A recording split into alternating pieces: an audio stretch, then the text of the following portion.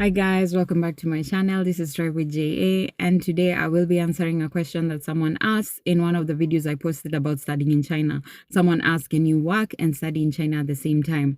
So this is what we're going to tackle today. Stay tuned as we discuss this.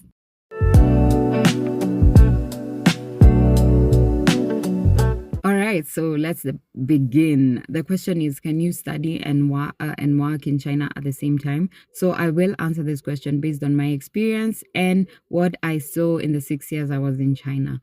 So first of all, if you're on a student visa, it's a student visa. You're there to study.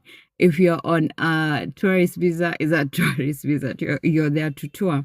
So you're not allowed to work on these visas, but you can get special endorsement. What I mean is, like, for example, you're on a student visa, but you're on your fourth or third year and you need to do your internship. Then the school writes you a letter and endorses you, and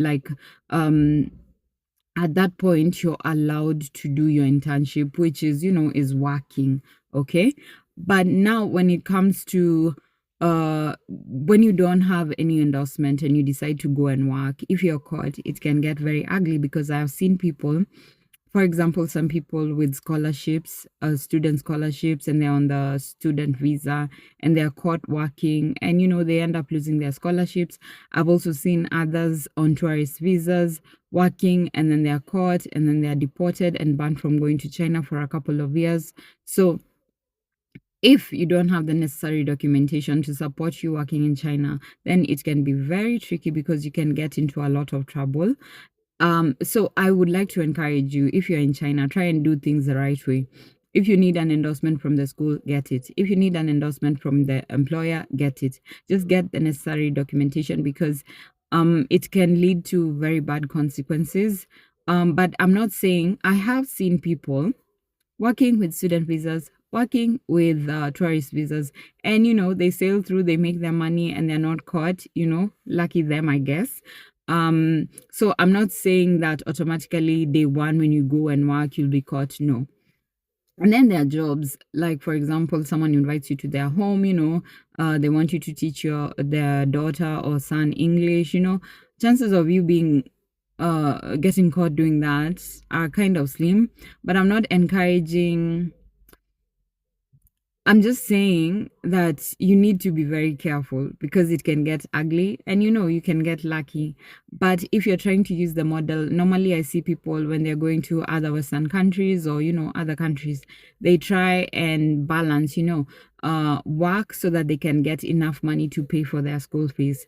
In China, this will not necessarily be the case. It can get very tricky getting employment. And then I also want to mention the aspect of language. If you don't speak Mandarin, then it's also hard to get a job, unless you're going to target an international company, or a company looking for, a special skill set. So I want to encourage you, if you're planning to study in China, then the first thing you should do, try and start learning Mandarin as soon as you get there, because it will make your life so much easier in China. And yeah, basically, that is my advice when it comes to studying and working in China. Just be very careful and make sure you're doing the.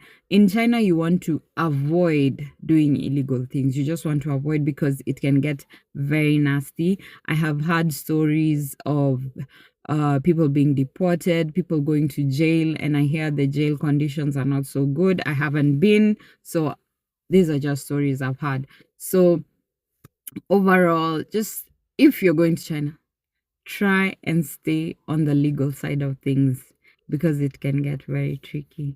So all the best as you plan your trip to China, or you make your plans related to China, and I hope it ends up being a very good experience for you. Bye.